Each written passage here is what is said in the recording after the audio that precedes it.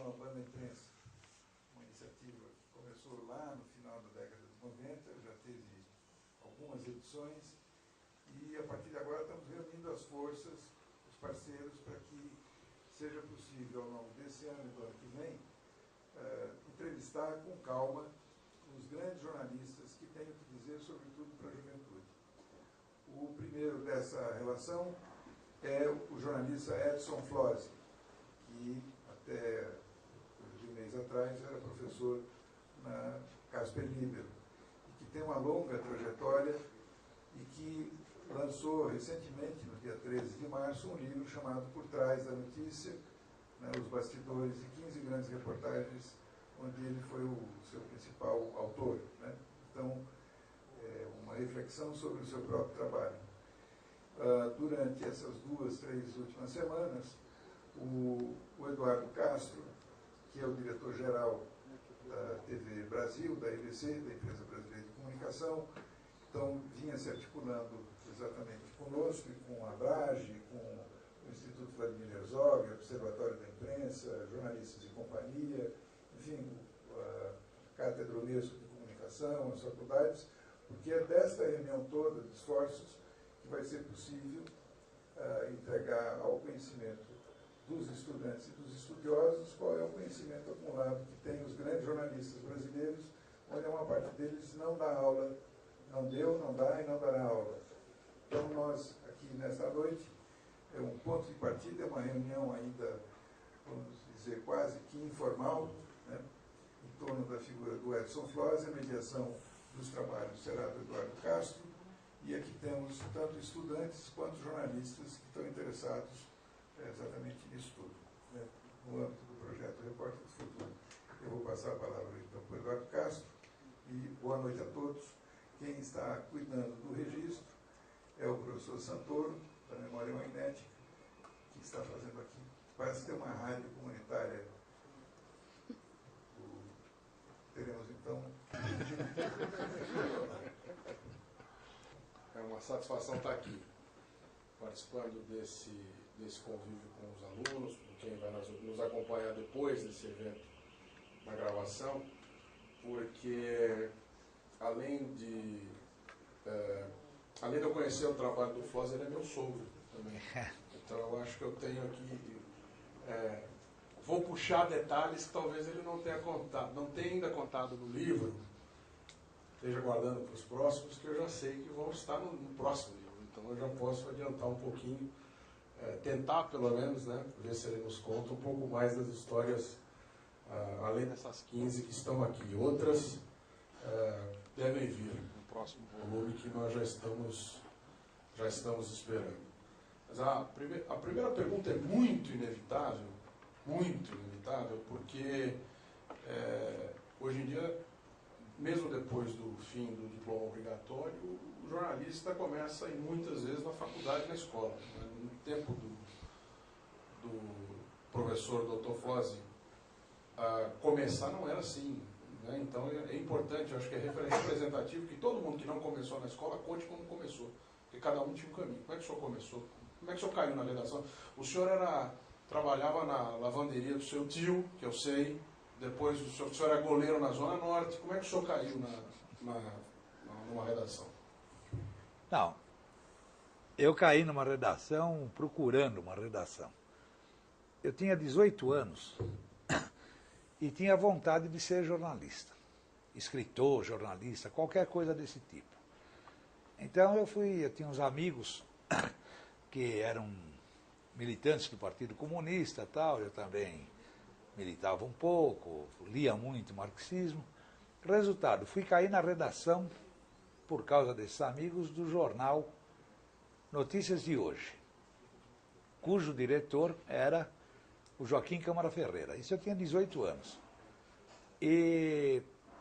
Só que eu não ganhava dinheiro, porque o jornal era pobre, do Partido Comunista, não tinha dinheiro, não pagava. A metade da redação não recebia. Alguns chefes lá que tinham dedicação integral para o jornal recebiam alguma coisa. O Joaquim Câmara Ferreira, que depois de muitos anos foi assassinado pela repressão, ele era o diretor da redação. E o Jaime Gonçalves era o chefe da reportagem. Foi assim que eu comecei. comecei tomando conta de uma sessão, o leitor escreve. Os leitores escreviam para o jornal cartas, eram todos contestadores, e eram operários, muitos sem cultura, escreviam errado. Eu revisava a carta, arrumava e publicava. Depois fiz algumas reportagens para o jornal. Isso durou cerca de 1 ano. Era na rua Silveira Martins, esquina com a rua, com a Praça Clóvis Bevilacqua. Era ali a redação do jornal, no primeiro andar, do Notícias de Hoje, jornal do Partido Comunista. 1 ano depois fechou. A polícia fechou. A polícia vivia fechando o jornal. Mas só que depois de 1 ano ela fechou definitivamente. Veio uma ordem judicial, o jornal fechou. O jornal não tinha dinheiro, não tinha anúncio. Os patrões não publicavam anúncio no jornal, porque o jornal era do Partido Comunista. E o jornal vivia com dificuldade. Eu trabalhei 1 ano lá. Trabalhava de dia como faturista de uma empresa comercial aqui na cidade. Às 6 horas da tarde ia para o jornal, ficava até às 10 horas, até o jornal fechar. Eu dava 4 horas por dia para o jornal. Depois, chegou um tempo que eu trabalhei o dia inteiro, mas de graça, não ganhava nada. Mas ganhei uma grande experiência de jornalismo. E saindo desse jornal, eu fui trabalhar no Diário da Noite, que era dos diários associados. Eu escrevia para os 2 jornais do grupo, que era Diário de São Paulo e Diário da Noite. Lá trabalhei 1 ano também. Aí eu fui trabalhar na Folha de São Paulo. Na verdade, foi aí que eu iniciei realmente a minha carreira profissional, ganhando um salário razoavelmente bom, repórter, jornal grande, o Folha de São Paulo. Nesse jornal eu fiquei 10 anos, de 63 a 73. Foi onde eu fiz, onde eu solidifiquei minha carreira de jornalista, foi na Folha de São Paulo. Depois saí da Folha, fui trabalhar no Jornal da Tarde, depois voltei para a Folha, trabalhei mais 5 anos, depois fui trabalhar no Globo, no sucursal de São Paulo, trabalhei em vários jornais, e fiz até um programa de rádio, um programa diário, tudo bem, mas sempre nessa área do jornalismo, e principalmente eu fui repórter policial. Porque comecei na Folha como repórter policial e até o fim da carreira eu fui essencialmente repórter policial. Mas o senhor, assim, além de repórter policial, eu vou pegar um pouquinho um episódio que não está no livro, estará nos próximos, certamente. Diário da Noite. O senhor, antes de escrever de polícia, o senhor escreveu de carnaval. Conta essa história, como é que foi. Aí você me obriga a lembrar uma coisa que eu não gostaria de lembrar, mas eu vou o senhor lembrar. Vai lembrar, porque era no tempo em que não tinha internet, no tempo em que tinha poucas fontes. Eu tinha 20 anos, filho de ferroviário, né? Família vivia com dificuldade. E o Celso Jardim, o diretor da redação, na véspera do carnaval, na sexta-feira de carnaval, me deu um monte de convites do Palmeiras, do Corinthians, do Espéria, de todos os grandes clubes de São Paulo. E falou, olha, com esse cupom aqui você entra de graça. E com esse outro você consome bebida, comida lá, tudo de graça. Um convite especial. Bom, 20 anos. Né? Mas tinha que escrever depois. Com todo... não, peraí, ele fez essa proposta, você lembra bem, hein? Aí ele falou assim, no último dia, na terça-feira, você vem para cá e escreve uma reportagem sobre o que foi o carnaval em São Paulo. Mas ele 1962. Ele não falou de rua, ele falou carnaval em São Paulo. Na verdade, eu fiquei 4 dias nos clubes, lá bebendo e comendo, lá e não vi carnaval nenhum, na verdade. Quando chegou na terça-feira, eu cheguei no jornal à noite e tinha que escrever para quarta-feira de cinzas para sair o jornal. Aí vem o iluminado do chefe e fala, não, mas é para escrever sobre o carnaval de rua. Falei, puta, eu não vi carnaval de rua nenhum, né? Mas tinha que escrever. Aí perguntei para o Contínuo, para tudo, como é que foi o carnaval de rua? Foi, não sei o quê. Bom, resultado, a manchete do Diário da Noite naquele ano foi, morreu o carnaval de rua em São Paulo. O senhor tem a cópia do jornal até hoje. Foi um marcante que o senhor tem a cópia. É verdade, eu guardei. E todos os outros jornais deu manchete mais ou menos parecida assim, reviveu o carnaval de rua em São Paulo, né? Foi o ano que um prefeito maluco aí pegou um monte de dinheiro e deu para escolas de samba, trouxe o pessoal do Rio, Mangueira, Beija-Flor, não sei o quê, e aí o carnaval de rua em São Paulo foi um sucesso, mas eu não tinha visto carnaval de rua em São Paulo. Aí saiu, pá. Bom, é claro que quando eu cheguei no jornal na quarta-feira de cinza, meio-dia, já estava pronta a forca lá, né? Eu tinha que ser enforcado, pô. Mas o Celso Jardim gostava de mim, ele era o diretor de redação. Ele foi lá, fez uma reunião que eu não assisti, mas me contaram depois, ele falou, todos os repórteres aí são comprometidos com a prefeitura, não sei o quê, todos os jornais, por isso falaram isso. E o Flósio falou certo, não teve carnaval de rua em São Paulo. E aí eu fiquei no jornal mais um ano lá, ou dois, né, até sair para a Folha de São Paulo. Mas eu fiz isso aí. Isso aconteceu. Não era para... Mas foi início de carreira. Mas era para lembrar, porque foi o início de carreira. E aqui está todo mundo no início de carreira, mas hoje... Ainda bem que eu não fiz isso no fim da carreira. Então, mas hoje em dia, hoje eu fiz a pergunta, primeiro porque a história é boa, e depois porque hoje em dia a concorrência já pressiona o sujeito dentro da redação. Quando ele sai para a redação, não viu nada e já tem que escrever, é mais ou menos a mesma...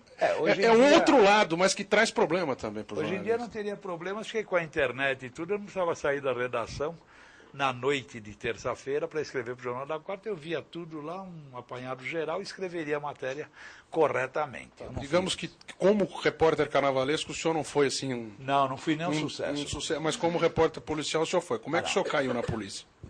Pois é, quando eu fui para a Folha, em 63, tinha uma... Aliás, quem me deu emprego na Folha foi o Frias, o velho Frias. Ele tinha comprado o jornal fazia 6 meses. E eu fui lá e pedi para a secretária para falar com ele. Ele estava no começo, não entendia bem, me recebeu e eu falei, eu quero emprego, quero ser repórter. Então. Aí eu não sei o que foi lá, ele falou, tá bom. Aí eu comecei a trabalhar na Folha, foi pelas mãos dele mesmo, do velho Frias, né? Aí trabalhei, no começo aí não tinha vaga, não tinha nada. A única vaga que tinha era na reportagem policial, que tinha um quadro de 14 repórteres. O Estadão tinha um quadro de 12 repórteres, o Diário da Noite tinha um quadro, tudo na polícia, tudo repórter policial. O Diário da Noite, 12, 14 também, era uma editoria grande de polícia. E tinha uma vaga lá, com uma vaga à noite, para trabalhar das 10 da noite às 6 da manhã. Porque o ocupante dessa vaga ia casar e não queria mais trabalhar à noite, e ninguém queria trabalhar à noite. Aí eu peguei essa vaga, e trabalhei um ano nessa vaga, trabalhando à noite, cobrindo o polícia à noite, das 10 às 6 da manhã. Depois eu também casei, aí eu mudei a vaga lá, não quis mais trabalhar à noite, veio outro, ocupou, e fiquei 10 anos na Folha. Foi porque só tinha uma vaga na polícia, e aí eu fiquei... Aí gostei porque é a reportagem mais fascinante que tem, é a policial, na minha opinião. Todas as reportagens, eu considero, todas as editorias, saúde, urbanismo, esporte, economia, são editorias que se faz reportagens tranquilas. Você vai entrevistar o ministro da Fazenda, ele vai enrolar o tempo todo, mas já recebe você com um cafezinho, tudo e tal. Vai ver o jogo, Corinthians e São Paulo, você já sabe que o Corinthians vai ganhar antes do jogo e tal. Chega lá, o campo é o mesmo, é sempre retangular. Você vai descrever o quê? Você não tem o que fazer. Falar que o jogo foi assim, o jogador jogou melhor que o outro e tal. Na polícia é diferente. Na polícia você tem dificuldade para trabalhar. A polícia é uma reportagem que o delegado não quer falar, o escrivão não quer falar, o investigador não quer falar, porque prejudica até as investigações às vezes. Então você tem que cavar a notícia na reportagem policial. Por outro lado, a reportagem policial é a única que oferece um campo para você praticar o chamado jornalismo literário. Você descreve o personagem, você descreve o local do crime, você se aprofunda na reportagem, que nas outras não tem. Uma ministra da Fazenda vai fazer uma conferência. É uma mesa com flores, cortina vermelha atrás, você vai descrever o quê? O auditório da Fiesp? A polícia não, a polícia é o campo, é a reportagem que oferece todos esses elementos que você pode desenvolver um bom texto, uma boa reportagem. Por isso eu fiquei na polícia até encerrar a carreira. Eu fiz algumas reportagens fora da reportagem policial, mas 5%. A minha carreira, 95% foi repórter policial. Eu vou fazer perguntas para o senhor sobre censura, sobre ditadura. O senhor trabalhou de 66 a 73 na Folha de São Paulo, foi 90% do tempo sob ditadura militar, né? Mas o senhor fala da chance que dá para fazer a investigação em uma certa literatura. O senhor conta, não está no livro, mais uma, hein? O senhor conta uma história, o Alexandre Gambirásio era acho que era o secretário da redação, e o senhor volta para a redação, e ele descobriu o único detalhe que o senhor não tinha visto. Quem tem a oportunidade de ver o livro, na primeira reportagem, o Flóssi dá o diâmetro da mangueira do bombeiro que apagou o incêndio, assim, ela tinha 4 polegadas. Esse grau de detalhe que ele colocava nas reportagens. Conta essa história que é boa. Quando o senhor chega, ele desafia o senhor conta tudo e ele acha alguma coisa que o senhor não contou. O repórter tem que ler bastante. Principalmente tem que ler história e tem que ler literatura, os bons autores. Isso é inevitável, senão não vai ser um bom repórter, não vai ter um bom texto. Precisa ler bastante. História para se situar no mundo e no espaço e no tempo. História geral, história do Brasil. E literatura para assimilar textos de um Hemingway, de um Tolstói. Ah, mas eu vou escrever igual ao Hemingway. Não vou escrever igual ao Hemingway. Mas tudo isso vai ficar armazenado no meu cérebro e um dia eu vou brotar bons textos, tudo naturalmente decorrente deste armazenamento de estilos, de formas de escrever tudo. Então o repórter tem que ler. Mas eu aconselho qualquer repórter, mesmo que for da geral, da economia, da política, tudo, qualquer repórter devia ler alguns livros policiais. Sherlock Holmes, Conan Doyle, são 9 volumes, eu acho imperdível. O repórter tem que ter obrigação de ler.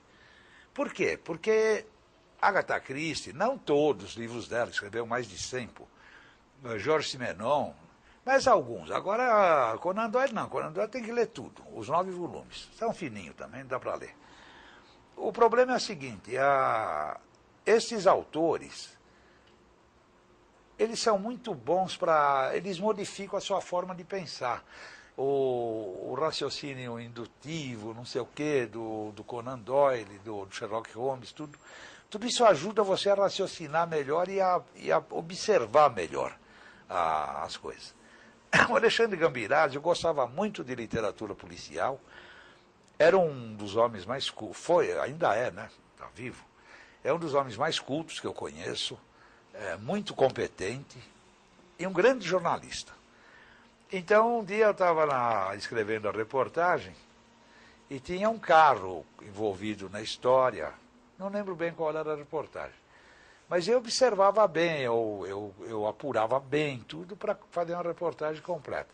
Aí ele chegou para mim, né, e falou, bom, você viu lá quantos tiros foi, onde pegaram os tiros, não sei o quê. Eu respondi tudo para ele, eu tinha visto tudo, né? Ele falou, e o carro? Eu falei, o carro estava lá, eu descrevi o local. E a quilometragem do carro, quanto marcava? Isso eu não vi, pô. Falou, pois é importante para saber quando ele tinha levado o carro na oficina, a última vez você calculava o tempo que ele levou para fazer isso. Falei, tá, mas isso eu não anotei, eu não vou voltar no local do crime para ver a quilometragem do carro. Ele era estranho, mas ele estava certo. Ele era extraordinariamente observador, ele era muito bom. O senhor trabalhou sob censura? Não. Praticamente a vida inteira. O período de 63 a 73, na Folha de São Paulo, nós tivemos a Revolução em 64. A Revolução, de 64 a 68, ela teve uma repressão grande. Encheram o navio da Raul Soares de presos políticos, prenderam todos os líderes comunistas, tal. Foi uma repressão grande. Mas foi uma revolução, foi uma ditadura de 64 a 68, esses 4 anos, os 4 primeiros anos, foi uma ditadura com alguns lampejos de democracia, com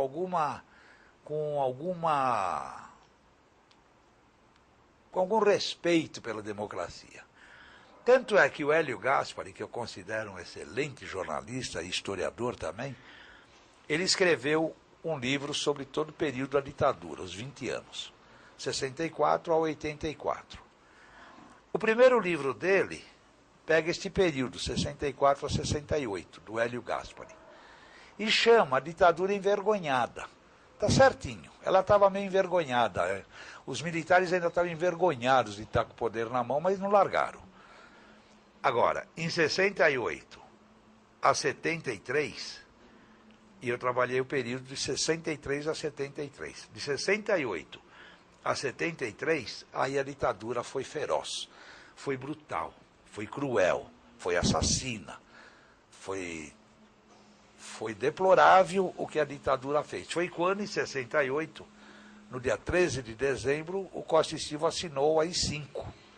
A partir daí, até 73, até terminar o governo do Médici, do general Médici, Garrastazu Médici, foi o pior período, talvez, da história do Brasil. Foi nesse período que presos desapareceram, que presos foram executados, que presos foram mortos no xadrez, no DOI-CODE. Foi nesse período que surgiu o DOI-CODE. Foi o pior período. O senhor foi também para trabalhar? Nesse período eu trabalhava como repórter, de 64 a 68, ainda dava para trabalhar, você ainda fazia algumas denúncias. De 68 a 73, a censura era absoluta. No jornal O Estado de São Paulo, eles reagiram à censura, e quando uma matéria era censurada pelo censor, eles não ocupavam aquele espaço para outra coisa, e publicavam um trecho dos Lusíadas de Camões. Chegaram a publicar os Lusíadas inteiro, e é desse tamanho, é um tijolo, né? E depois começaram a republicar de novo, e republicaram 2 vezes.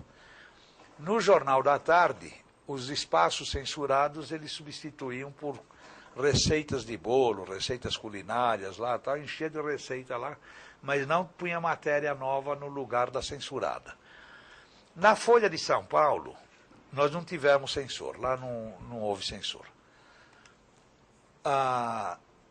Nós trocamos, nós não, a direção do jornal, né? Trocou a censura por uma autocensura, que era o Cláudio Abramo, excelente profissional, politicamente um idealista, um homem de muito valor. Eu gosto muito dele. Até hoje eu gosto. Já morreu, tá? Mas eu gosto dele. Ele fazia uma autocensura no jornal. E naquele tempo o jornal tinha um setor que chamava DICS, que era Departamento de Informações, não sei das quantas lá, que depois virou, hoje é a Agência Folhas. O DICS estava na mão, com exceção do período do Miranda Jordão, ele ficou na mão de um pessoal da direita, dentro do jornal. Então o DICS já censurava o material naturalmente. Quando nós recebíamos, quando o caso era grave, era perigoso, o Cláudio não publicava a matéria do repórter, publicava do DICS, que era da Agência Folhas. Se desse um problema, o DICS é que ia responder pelo problema, não era a redação da Folha.